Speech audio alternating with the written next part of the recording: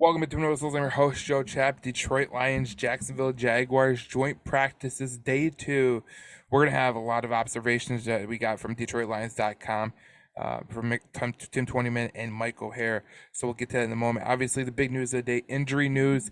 J-Mo is out. He's out for the preseason. He won't be getting the reps that he really needs. I'm probably going to get to a video about it probably tomorrow. But what it comes down to, guys, is like Jameson really needed those reps, and it sucks because we're not going to see him until Baltimore. And the tricky part about this injury is because he is suspended, he's not going to be able to get team treatment, which is a big thing. A lot of people don't think it's a big thing, but it is a big thing. Potentially, like, you never know what could happen, especially with the hamstring. It's such a fickle injury that anything can happen. The good news on the day, St. Brown should be back next week. Obviously, we were all breathing a sigh of relief because when you lose St. Brown, I mean that would be a huge injury to this team and this Lions offense. But we've seen them go without some of their big play guys before, and today in Detroit Lions training camp, they really did a really good job. And one of the guys that really took the reins over is the unsung hero of Cleve Raymond, and Jared Goff gave him all the credit on the Carson Anderson show when he was talking to them. I'm gonna read this from Detroit Lions News. I mean DetroitLions.com. Tim 20-Min and Michael Harris. So Jacksonville's first team offense was limited to 3 and out, thanks to a first down sack by defensive lineman Aidan Hutchinson that put them behind the 8 ball. Nothing new from Hutchinson there. He's been a beast all camp. Hutch has been great. And I think that he's going to have a good year or two in this system, especially with the secondary that is revamped. It's really going to help him out as a pass rusher. And I think that when you add in the guys like Charles Harris, you add in Pascal, you add in Kaminsky, and Lee McNeil is shedding a bunch of weight, maybe a Levi Onwuzurike. We'll get to that next in a few things. But there's a lot to like about the Detroit Lions defense, and Aidan Hutchinson just progressing day by day by day. He's getting better every day, and he's maturing in the process. So we have none of us had issues with Aidan Hutchinson, but it seems like he is getting better and better, and that's exactly where you want to see, because the sky is truly the limit for Aidan Hutchinson. So it goes on. The Lions' first team offense moved the ball methodically down the field with completions to Marvin Jones. Sam Laporta had 3. Cleve Raymond, David Montgomery, and Jahmyr Gibbs both working the sideline in the middle of the field to give kicker Riley Patterson a short field goal try as time expired to win the drill for the Lions offense. It was a nice job by both the first team offense and defense in Detroit in that last team period.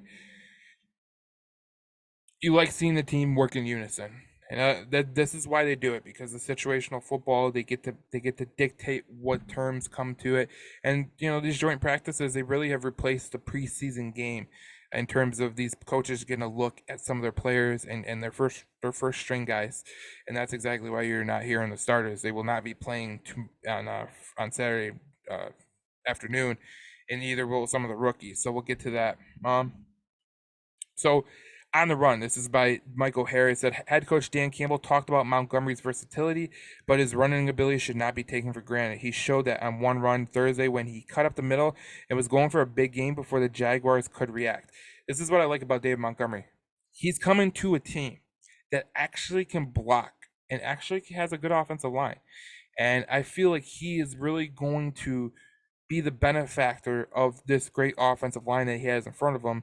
And honestly, it's going to be a great thing for the Detroit Lions, because a guy like Dave Montgomery, he's been so used to holes collapsing at the wrong times that he's probably going to feel like he's in like a Rolls Royce of offensive lines, because they're going to open up so many good holes for him. And you've seen DeAndre Swift and you've seen Jamal Williams. One of the main reasons that Ben Johnson was saying they left some meat on the bone in the run game was they weren't edgy, and they weren't trying to get to the hole real quick. And that's one of the things you can't miss in the NFL, because you miss a hole in 1 second, the next second it's covered. So that's good by Dave Montgomery. I think he's going to have a really good year for the Detroit Lions. There was a lot about Chauncey Gardner Johnson. I'm going to read you a little snippet of it. He goes, I watch a lot of defense on the Thursday joint practice, and it was really a treat watching veteran defensive back Chauncey Gardner Johnson work. He began the first team period against the Jags offense with an interception off quarterback Trevor Lawrence on a deep ball intended for Calvin Ridley. Later in another team period, he came out of nowhere to nearly snag a one-handed pick, a ball intended for tight end Evan Ingram that ended up complete. His energy all practice long and gets his hands on a lot of football. Something tells me he's going to become a fan favorite in Detroit. I made a video about Chauncey Gardner Johnson because I truly do believe that he could be one of those players that you look at in the future and you go, this really spearheaded this team, because this is a guy who brings an attitude with the way he plays. He brings an attitude the way he talks. He never stops talking, talking smack, but he could back it up. You heard him just destroy Travis Etienne. You heard him do this. You heard him do that. You gotta like what you hear from Chauncey Gardner Johnson. Not to mention he's a playmaker, and with him and Kirby Joseph in that back, that secondary, that could be a really deadly duo for the Detroit Lions moving forward. This is by Tim 20man. He's talking about linebacker Derek Barnes is one strong dude. During the team period, midway through practice, Barnes took on a block from Jaguars offensive lineman Cole Van Lanen, who is 6'5" and 312, and literally swiped Van Lanen off of him with his left arm and made the play on the ball carrier. Barnes has looked great at the mic all throughout camp. This is what we heard from Dan Campbell on the Sonia Jansen show. He was talking about how Derek Barnes has really impressed him, the way that he's matured, the way he's got better. He named another two players, but that's just because of health. But he's been really impressed by the way Derek Barnes has really taken on his maturation and his drive to be excellent. And look, Derek Barnes, we had a lot of high hopes from. He didn't translate maybe in the first 2 years that we thought, but he's getting better day by day, and especially through this camp, he's been really, really good. Standing out, two defensive linemen who caught my eye Thursday were John Kaminsky and Levi Onwuzurike. This is from Tim 20man. He says Kaminsky was all over the field getting after the quarterback and playing the run, and even getting out in the flat to blow up a screen pass. Onwuzurike, who missed all of last year with a back injury, has worked his way onto the second team reps up front, and I thought he had a really productive Thursday playing in the backfield and filling some running lanes. Let's just say this. We know what the commissioner's good at. He's gonna get you some play on your line. But Levi Onwuzurike, can you imagine if Levi Onwuzurike just is decent? He's a good pass rusher. This could really spearhead the Detroit Lions defensive line. I mean, you talk about the defensive line that's really deep right now on the edges. If Levi Onwuzurike can be a second team player and then maybe work his way up to the first team, you're potentially talking about Isaiah Buggs and Broderick Martin as your third and fourth defensive tackle. Sign me up all day long. Sign me up if that's the way it worked out. And obviously, you can move John Kaminsky and Pascal into the interior defensive tackle, and it could just you're basically throwing darts at the wall with this defensive line. Now, we talked about it. Jameson Williams is out. There's got to be someone that's got to step up, and here he is. It's Chase Cota. There's two wide receivers that have been stepping up. It's Dylan Drummond, who caught a touchdown pass today, and Chase Cota. It said Chase Cota has been impressive in competing for a roster spot. He stuck with it, trying to make a sideline catch Thursday. He juggled the ball as he was going out of bounds. Not sure if he was in bounds, but it was a strong effort. That's from Mike O'Hara. And we saw what Chase Cota did in game one. We saw what Dylan Drummond has been doing all training camp long. This is a good situation that maybe you don't have to go outside Allen Park to get your wide receiver. Maybe they are on the roster right now, and that would be a great sign for the Detroit Lions. Next is about the kicker competition, and I thought this was the most interesting tidbit because both of them were perfect. Both Riley Patterson and Parker Romo did pretty well, ranging from 33 to 53 yards. Both players were perfect 4 for 4. Romo got one extra long distance kick from what looked like 60 plus and made it. Just you hear about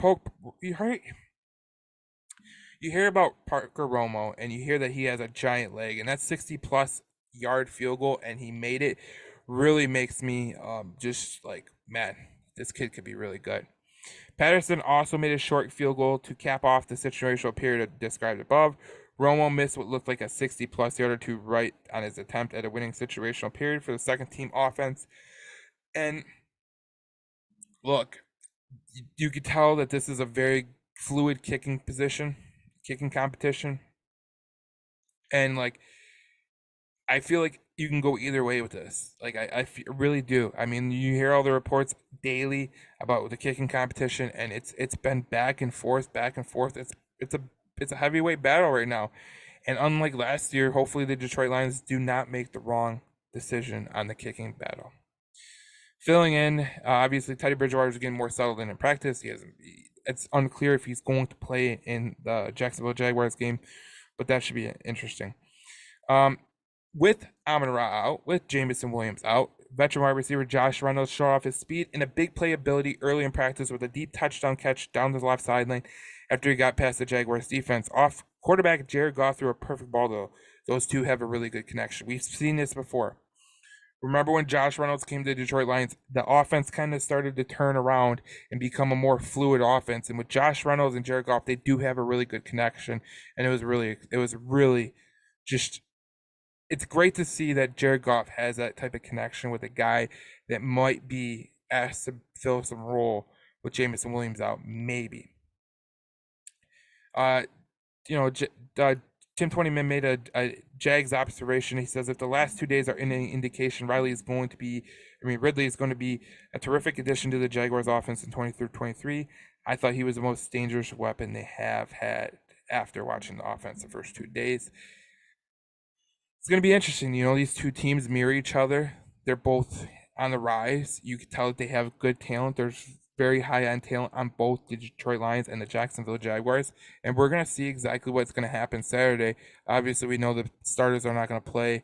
We know that there's going to be some things that some rookies that are going to be pressed into duty. Maybe we get Dylan Drummond, and we get Chase Cota to just have a hell of a game.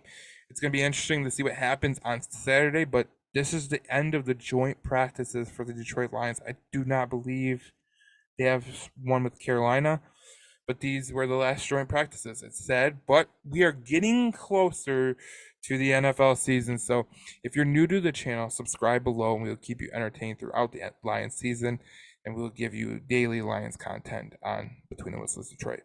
I will see you in the next video. I'm Joe Chap, and we will see you in the next video.